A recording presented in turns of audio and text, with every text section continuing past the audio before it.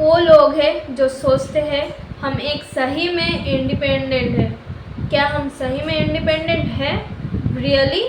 समाज के कुछ दरिंदों ने एक मासूम की ज़िंदगी तबाह कर दी।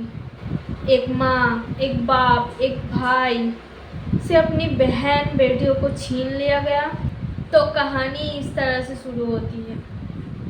पापा, मैं आज हॉस्पिटल जा रही हूँ, नाइट शिफ्ट है, आने में थोड़ा लेट होगा, सुबह मैं घर जल्दी आ जाऊँगी। ओके बेटा, काम ख़त्म हो जाए तो आराम कर लेना हॉस्पिटल में। ये आराम था कि कुछ दरिंदों की भूख मिटाने का समय था, कि जानबूझ के की गई साजिश था कोई?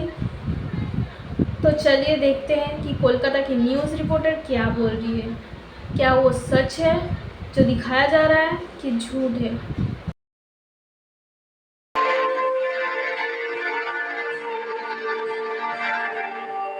नमस्कार, मैं हूं शम्स ताहिर खान और आप देख रहे हैं वारदात। 8 अगस्त की रात ठीक 11 बजे संजय रॉय पहली बार अस्पताल पहुंचा था। वो वहां करीब आधे घंटे रुका, फिर अस्पताल से निकल गया।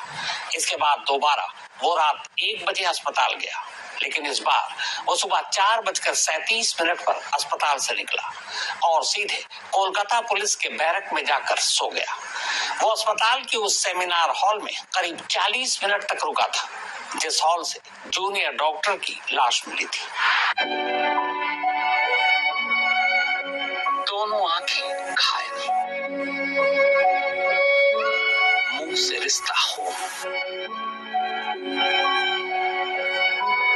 घायल होंठ, पूरा चेहरा जख्मी, गर्दन घायल, दोनों हाथों की उंगलियों के नाखून घायल, जख्मी प्राइवेट पार्ट से बहता खून, बायां पैर जख्मी, पेट घायल, दाहिने पैर की एड़ी जख्मी, दाहिने हाथ की रिंग फिंगर टूटी हुई।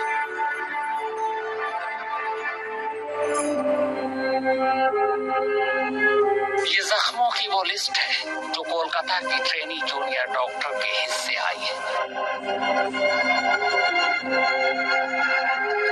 जब ये लिस्ट ही कलेजा चीर रहा हो तो सोचिए, अगर हर जख्म की कहानी की तरह सुना दी जाए तो क्या होगा।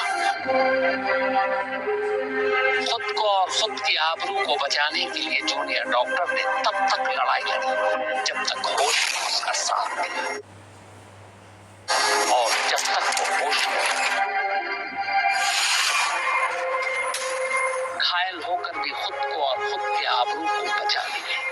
लेकिन जख्मों की लिस्ट इतनी लंबी थी कि वो दर्द और होश दोनों से हार गई।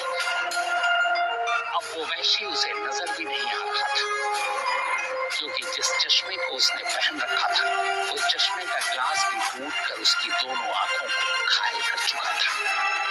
आंखें बंद थी और वो बेहोश, और इसी बेहोशी के आलम में वो तब तक उसकी आंख में डूबता रहा जब तक उसकी सांसें थम नहीं गई। लेकिन वो इस कदर नशे में था कि उसे यही एहसास नहीं रहा कि जूनियर डॉक्टर जिंदा भी है या नहीं। डॉक्टर शोर न मचाए, इसलिए जब तक वो होश में थी वो उसका मुंह दबाकर उसकी चीखों को घोटता रहा। फिर मौका मिला तो उसके वही हाथ उसकी गर्दन तक पहुंचे। इस बीच कब गला घुट गया उसे इसका एहसास नहीं था। जूनियर डॉक्टर की पोस्टमार्टम रिपोर्ट सामने आ चुकी है। इस रिपोर्ट ने हर जख्म का हिसाब दे दिया। रिपोर्ट कहती है कि जूनियर डॉक्टर के जिस्म पर जितने भी जख्म मिले वो उसे तब मिले जब वो खुद को बचाने की कोशिश कर रही थी। इसी कोशिश में उसके चश्मे का शीशा टूटा था, जिसके टुकड़े उसकी आंखों में धंस गए। दोनों आंखों से खून आने की यही वजह थी। चेहरे, नाक, मुंह पर जो जख्म थे वो इसलिए आए क्योंकि आरोपी लगातार उसे काबू करने की कोशिश कर रहा था।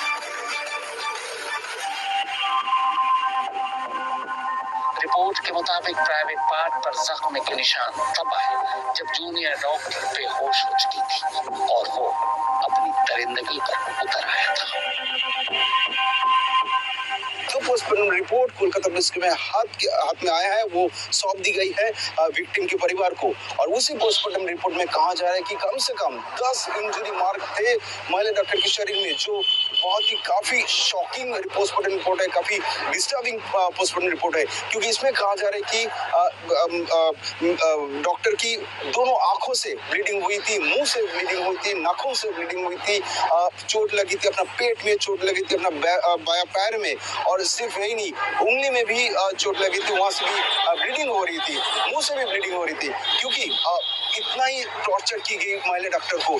ऐसे ही कहा जा रहा है पोस्टमार्टम में ये भी बोला गया है कि नेचर ऑफ डेथ था एंटीमॉर्टम, और कॉज ऑफ डेथ ऑब्वियसली कहा जा रहा है कि स्ट्रैंगुलेशन करके ही मारा गया है कोलकाता के डॉक्टर, और सबसे ज्यादा जो ब्लीडिंग हो रही थी वो वैजाइनल इंजरी से, क्योंकि पोस्टमार्टम में ऐसा भी इंडिकेशन दिया गया है कि इतना बुरा तरीका से उनको बलात्कार की गई कि बहुत सारे ब्लीडिंग हुई थी वैजाइनल इंजरी से, जो डॉक्टर ने कहा कोलकाता पुलिस को।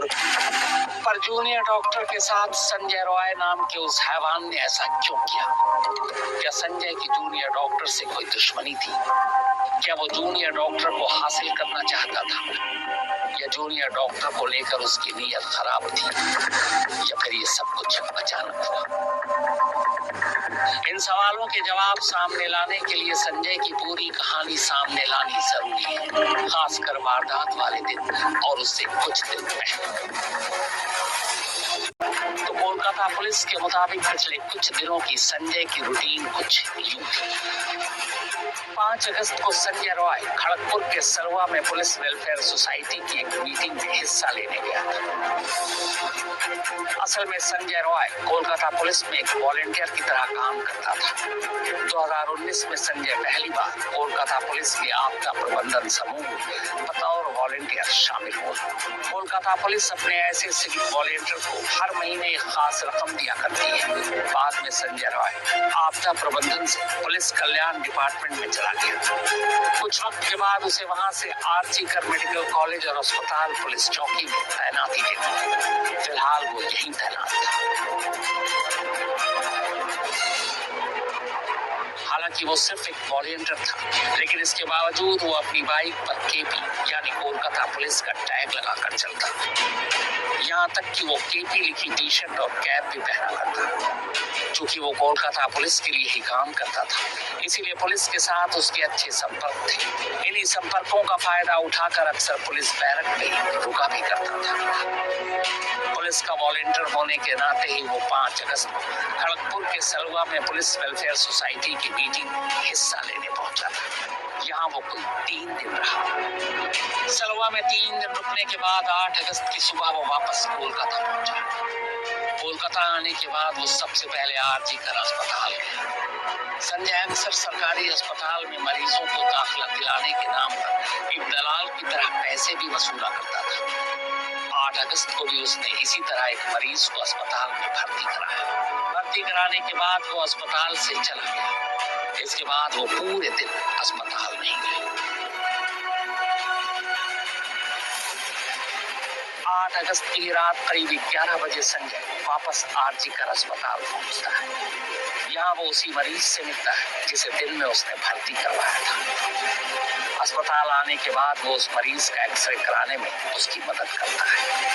एक्सरे कराते वक्त मरीज के रिश्तेदार भी उसके साथ थे। एक्सरे कराने के बाद संजय फिर से अस्पताल से बाहर निकल जाता है। अब तारीख 8 से 9 अगस्त हो चुकी थी। देर रात करीब 1 बजे का वक्त संजय फिर से अस्पताल आता है। इस बार वो उस मरीज को देखने आता है जिसे उसी ने भर्ती कराया था और जिसकी अगले दिन सर्जरी होनी थी। मरीज को अटेंड करने के बाद वो उसी मरीज के एक तीमारदार के साथ अस्पताल के बिल्डिंग के पिछले हिस्से में जाता है। वहाँ दोनों शराब पीते हैं। शराब पीने के बाद संजय उस तीमारदार को उबर बाइक से घर जाने के लिए पैसे देता है। वो तीमारदार अब अस्पताल से निकल चुका था। अब रात के 3 बज चुके थे। तीमारदार को घर भेजने के बाद नशे में संजय फिर से अस्पताल की मेन बिल्डिंग में दाखिल होता है। इसके बाद वो बिल्डिंग की 3री मंजिल पर जाता है। फ्लोर पर चेस्ट मेडिसिन डिपार्टमेंट था और इसी फ्लोर एक सेमिनार हॉल भी। नशे में लड़खड़ाता संजय उसी सेमिनार हॉल में दाखिल होता है। अंदर घुसते ही उसकी नजर उसी जूनियर डॉक्टर पर पड़ती है जो उस वक्त उसी सेमिनार हॉल में आराम कर रही थी या शायद सो रही थी। शराब का नशा पहले से था, ऊपर से तीसरी मंजिल सुनसान, सेमिनार हॉल में और कोई नहीं। दरअसल उधर चेस्ट मेडिसिन डिपार्टमेंट में जूनियर डॉक्टर नाइट शिफ्ट में थी। तमाम मरीजों को देखने के बाद रात 2 बजे अपने 4 साथी डॉक्टरों के साथ कैंटीन में उसने खाना खाया। खाना खाने के बाद बाकी डॉक्टर मरीजों को देखने चले गए, क्योंकि उस वक्त जूनियर डॉक्टर के पास कोई काम नहीं था। इसलिए थोड़ी देर आराम करने के वास्ते उसी सेमिनार हॉल में जाने का वो फैसला करती है। असल में नाइट शिफ्ट के दौरान तमाम डॉक्टर और दूसरे मेडिकल स्टाफ अक्सर सुस्ताने के लिए उसी सेमिनार हॉल में चले जाया करते थे, क्योंकि वो रात को खाली रहता था और अंदर करीब 35 से 40 कुर्सियां। जूनियर डॉक्टर रात करीब 3 बजे सेमिनार हॉल में दाखिल होती है और एक कुर्सी पर आराम करने लगती है। बदनसीबी से कुछ देर बाद ही शराब के नशे में अब संजय उसी सेमिनार हॉल में था और इसी हॉल में तमाम जद्दोजहद के बावजूद जूनियर डॉक्टर खुद को उसके चंगुल से आजाद नहीं करा पाया। संजय करीब 40 मिनट तक इस सेमिनार हॉल में रुका। इसके बाद वो वहां से निकल जाता है। जब संजय अस्पताल से निकला तब सुबह के 4:37 हुए थे। कमाल देखिए, एक डॉक्टर की आबरू लूटने और उसकी जान लेने के बाद वो अस्पताल से निकलकर कहीं और नहीं जाता, बल्कि करीब में ही मौजूद सीपी यानी कोलकाता पुलिस के बैरक में जाकर बेफिक्र सो जाता है। अब सुबह के करीब 8 बज चुके थे। ठीक उसी वक्त अस्पताल का एक स्टाफ तीसरी मंजिल के उस सेमिनार हॉल में दाखिल होता है। वहां उसकी नजरों के सामने जूनियर डॉक्टर की लाश पड़ी। थोड़ी देर में पूरे अस्पताल में हंगामा मच चुका था। कोलकाता पुलिस अब मौके पर थी। मौके पर जूनियर डॉक्टर की लाश के साथ उसका लैपटॉप और मोबाइल पड़ा था, साथ ही एक नेक बैंड, ब्लूटूथ। लाश पर ऊपरी कपड़े तो थे पर नीचे के नहीं। मामला एक सरकारी अस्पताल के अंदर एक जूनियर डॉक्टर के रेप और कत्ल का था। कोलकाता पुलिस अब अपनी तफ्तीश शुरू करती है। नाइट शिफ्ट में मौजूद तमाम स्टाफ से पूछताछ होती है। अस्पताल के सभी सीसीटीवी कैमरों को खंगाला जाता है। खासकर तीसरी मंजिल पर मौजूद सेमिनार हॉल की तरफ जाने और आने के रास्तों पर लगे हर कैमरों को बारीकी से चेक किया जाता है। और तब पहली बार उसी कैमरे में लड़खड़ाता संजय रॉय नजर आता है, कोलकाता पुलिस का अपना वॉलंटियर।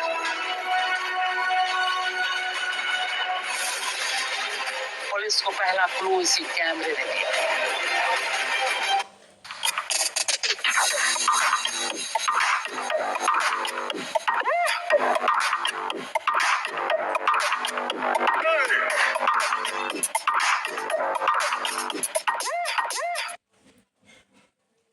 दरअसल पुलिस ने जब ध्यान से सीसीटीवी कैमरे को देखा तो पाया कि रात को जब संजय सेमिनार हॉल में गया तब उसके गले में ब्लूटूथ नेक बैंड था।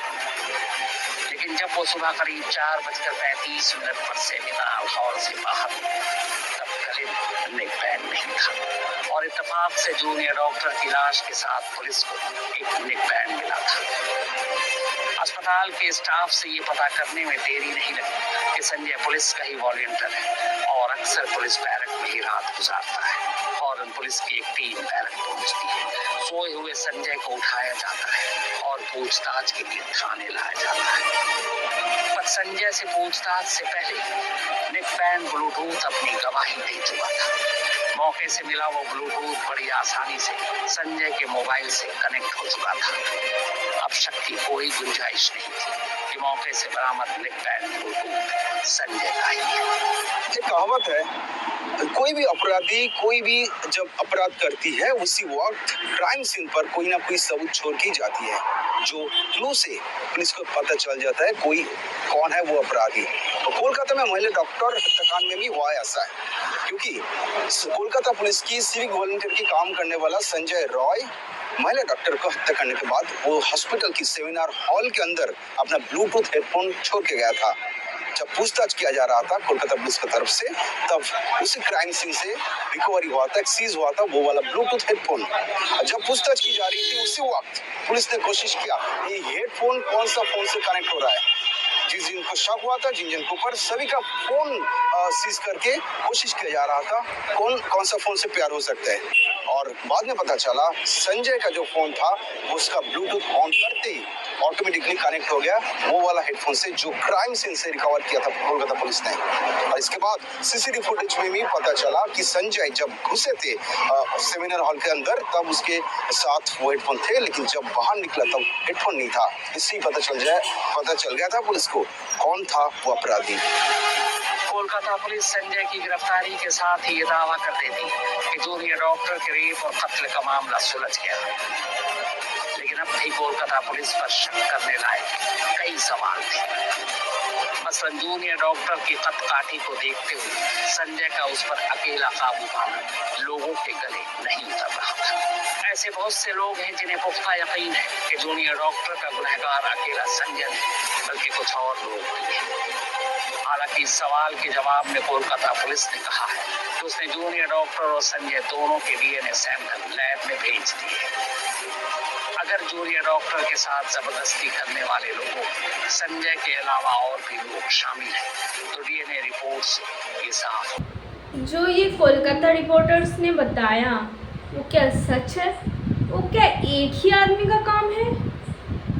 उसकी कलाई टूट जाना, पैर की हड्डियां तोड़ देना, मुंह से ब्लीडिंग, रिंग फिंगर टूट जाना, आँखों से ब्लीडिंग, वजाइना से ब्लीडिंग, क्या ये एक ही आदमी का काम है कि कई और लोग हैं जिसे छुपाया जा रहा है, सबूत मिटाया जा रहा है?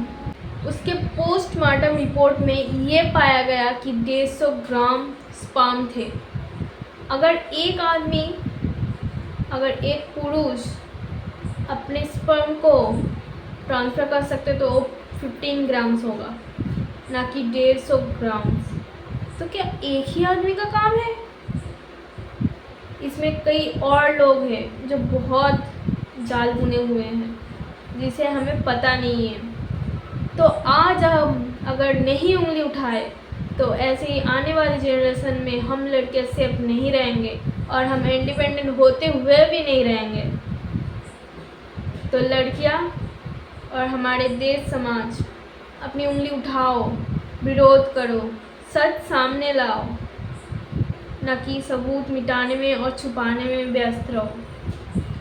अगर आप लोग मेरी बातों से सहमत हैं तो कमेंट में लिख दीजिए वी वांट जस्टिस। हमें न्याय मिलना चाहिए, उन दीदी को मिलना चाहिए, उनके घर वालों को न्याय मिलना चाहिए।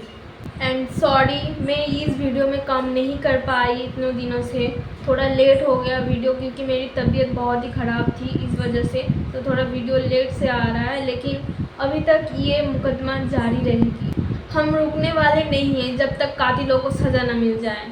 मैं भी कोलकाता से बिलोंग करती हूँ, छोटे से शहर से।